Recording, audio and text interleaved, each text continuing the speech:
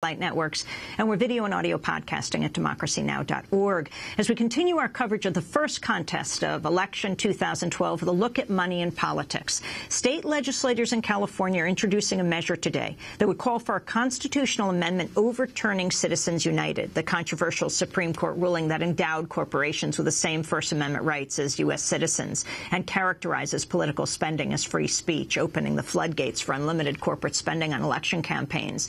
The New York City Council is expected to vote on a similar measure today, following passage in cities including Los Angeles, Oakland, Albany, and Boulder.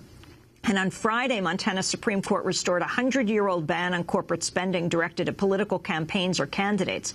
Well, Harvard law professor Lawrence Lessig is the author of a new book that examines how money buys results in Congress and in elections. He argues both the left and right suffer from the undue influence of corporate lobbying and unlimited campaign financing, but also lays out a strategy to fight corruption that's resulted from this influence, including a call for a constitutional convention that could then propose an amendment to transform how elections are financed. Lawrence Lessig's new book is called Republic Lost: How Money Corrupts Congress and a Plan to Stop It. It's a pleasure to welcome you back to Democracy Now!, Professor Lessig.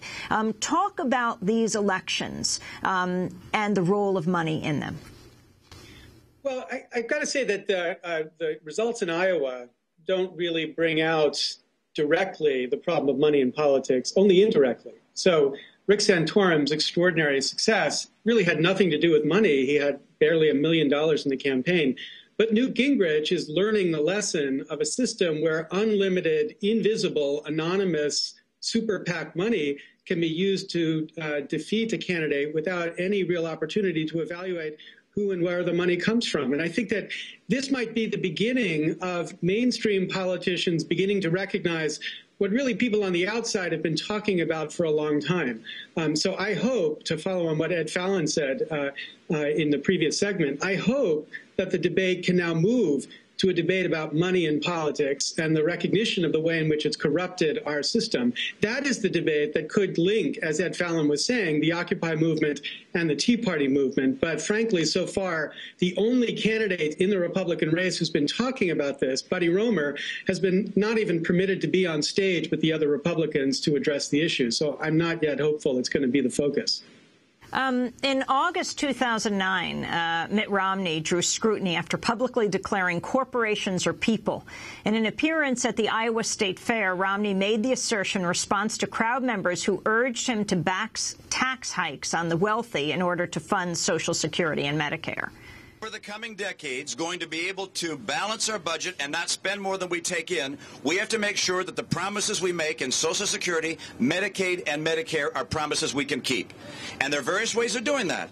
One is we could raise taxes on people. That's not the way. Corporations are people, my friend. We can raise taxes on. Of course they are. Everything corporations earn ultimately goes to people. So where do you think it goes? What? Whose pockets? Whose pockets? People's pockets. Okay, human beings, my friend. That was a comment he made actually just a few months ago in August of 2011, Professor Lessig.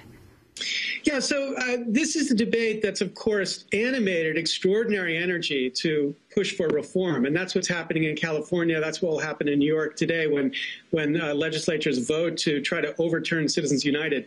My own view is that that is a partial solution to this problem. It's not as if on January 20th, 2010, the day before Citizens United was decided, democracy in America was humming along perfectly well and then was broken by the Supreme Court. Democracy was already broken in the United States in 2010, and it's broken because the tiniest slice of Americans, 0.26% give more than $200 in a congressional campaign. 0.05% max out in a congressional campaign. The tiniest slice of the top 1% of America funds elections in America. And that reality will always, whether corporations or persons or not, corrupt the system in Washington. And the only solution to that problem is not just limiting the ability of corporations or private individuals to spend unlimited amounts in political expenditures, expenditures. It's also to begin to talk openly and honestly about the need to fund publicly public elections. And that's the part of the debate that even the activists, even the outsiders are not willing to come clean on. And I think they need to come clean if we're going to have real reform. There was a push for constitutional amendment in Iowa around campaign financing. What is your view of that? Well, I think that the amendment we need has got to both push for public funding in some way. And I've got my own version in a book which basically says let's rebate the first $50 in taxes and allow that to be given to candidates who only take rebates and $100 contributions. But whatever the version is, it's got to be a version of public funding and limits on the ability of independent expenditures to be completely dominating the political process. I don't think anybody should be banned to participate in the political process. But I do think it's legitimate for Congress to make sure that the political process is not controlled by these unlimited super PAC expenditures, which we saw, Newt Gingrich saw in Iowa, is exactly the dynamic that increasingly will govern 2012. Were you surprised by Newt Gingrich increasingly coming out against this kind of money that we don't know where it comes from? We know the super PAC, but people are not identified who are contributing to it. And you have one of the main spokespeople for the Republican Party, since he had become the target of it, saying this all has to be identified, that Romney should man up. Yeah, so, you know, there's a certain sweet justice to this because, of course, in my view, all of the problems that we're seeing in the way corruption governs Washington really begins with Newt Gingrich becoming Speaker of the House and radically changing the way Congress functioned, focused exclusively on the question of how to defeat the other party or to stay in power, and focused exclusively as a member on the question of raising unlimited amounts of money to be able to fund these campaigns. So it's a little bit of ironic justice that now, as he's running for president, the very system that he helped birth is turning around to bite him and defeat him. So I'm glad to see him join the ranks of Jack Abramoff as reformers who want to see how to fix the system which they helped build and flourished from. But I think we need more than the Jack Abramoffs and the Newt Gingriches out there pushing for the right answer. We need people who understand and are willing to say from the outside, we have to have a system we can trust, and this system nobody trusts. You interviewed Jack Abramoff recently at Harvard, Lawrence Lessig? Yeah, I invited him to a series where we're going to try to talk to people who are not the kind of John Rawlses of our age, but still people who might have an insight. And he was quite open and quite direct about the extraordinary corruption that exists inside the system right now that has nothing to do really with the crimes that he was convicted of. This is legal corruption, not illegal corruption. And just tell us quickly who Jack Abramoff is for people who do not remember. Right. So Jack Abramoff was the super lobbyist during the rise of the Gingrich era, who eventually was convicted for crimes from the excesses of his lobbying, but now has come back after serving his time in prison and wants to radically change the system so that democracy in America can work again. Lawrence Lessig, let's talk about New Hampshire, a place where the issue of money corrupting politics has often been raised. It's really what McCain won on 4 years ago in the New Hampshire primary. Talk about the role of money in the super PACs and money in politics in New Hampshire, the next primary.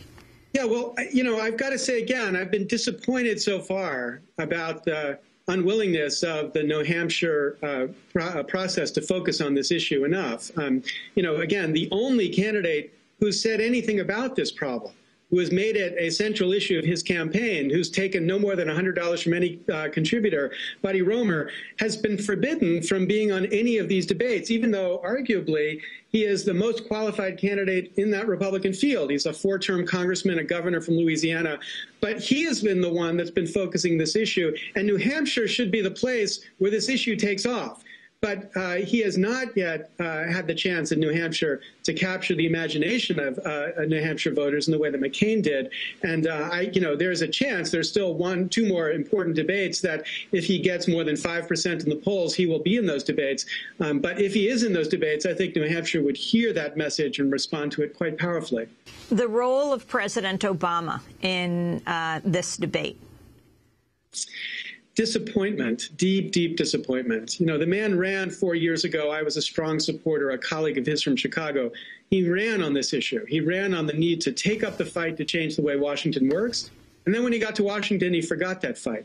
And so now he's running a campaign where he's raising $35,000 contributions, not the $100 or $50 contributions that fueled his last campaign. So he has been a disappointment. I'd love to find a way to get him back in the center of this debate credibly, but I'm worried that his about face and forgetting this reform issue means that he's not going to be the reformer he said he would be. Well, the fact that he's said he's going to raise, or his campaign has said he's going to raise more than $1 billion, doesn't this somewhat get in the way? And how does this get reconciled with how he deals with the Occupy movement that says that money is the heart of the corruption, you know, the 1%, the inequity of 1% and the 99%? Yeah, that rhetoric worked well before he had served as president for 3 and now entering soon 4 years. But after you've been serving for 3 or 4 years and run an administration that's not done one thing to change the influence of corruption in Congress, and it's not done one thing to distance yourself from the extraordinary money that Wall Street has poured into the system, and has basically caved to the influence of the money in that system, it's hard to stand credibly before the Occupy movement and say you really care about ending the influence of the 1% over the policy that governs the 99%. Professor Lessig, a recent Atlantic article about your new book, Republic Lost, asks, has a Harvard professor mapped out the next step for Occupy Wall Street? Well, you know, I want to serve a role of trying to provide direction, but not a role as a leader. And this is an interesting movement, like many of these movements, that is leaderless, like many of these movements around the country, around the world, that are leaderless. So I do think that there is a connection. And again, Ed Fallon mapped it out perfectly in your last section. Occupy Wall Street and the Tea Party movement need to recognize that the core thing they have in common is a recognition of the corruption of this government. They don't have common ends, but they have a common enemy. And if they focused on that common enemy, they could actually build a movement that did speak to the 99% of Americans who also agree that this government is corrupt, and until we end that corruption, neither side will get what they want out of Washington. You are calling for a constitutional convention. Explain what that would look like and how you see getting to that from this point now in this election year with the Occupy movement. Well, the framers looked at the amending process, and they asked the question, which, you know, originally was just basically Congress got to propose amendments. What if Congress is the problem? And they added to the amendment the ability for states to call for a convention that itself gets to propose amendments, and those amendments then to have to be ratified like any other amendment. And the reality is, despite how hard this is to imagine, the only way we're going to get this system changed is to change it from the outside. And the only outside mechanism we have is the mechanism of the convention. So 34 states need to ratify a call for a convention. And I think the movement has got to go to those states and work them legislature by legislature to get them to recognize the need for a convention. Now, the interesting politics of this is people can call for a convention for any purpose. So there's already a strong conservative movement to push for a convention for balanced budget objectives or to limit the national debt.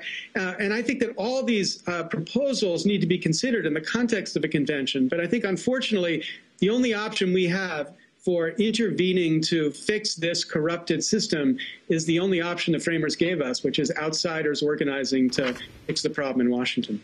Lawrence Lessig, I want to thank you for being with us, author of Republic Lost, How Money Corrupts Congress and a Plan to Stop It. He is a professor